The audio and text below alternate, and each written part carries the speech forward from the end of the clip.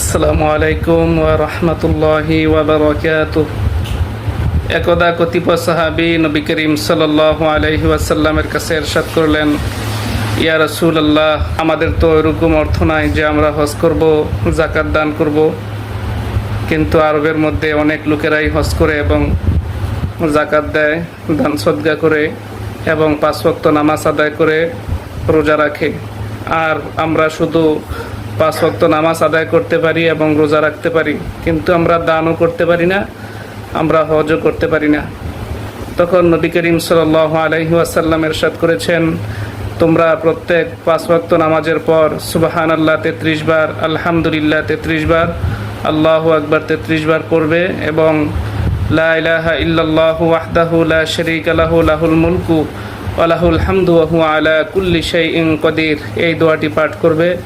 তাহলে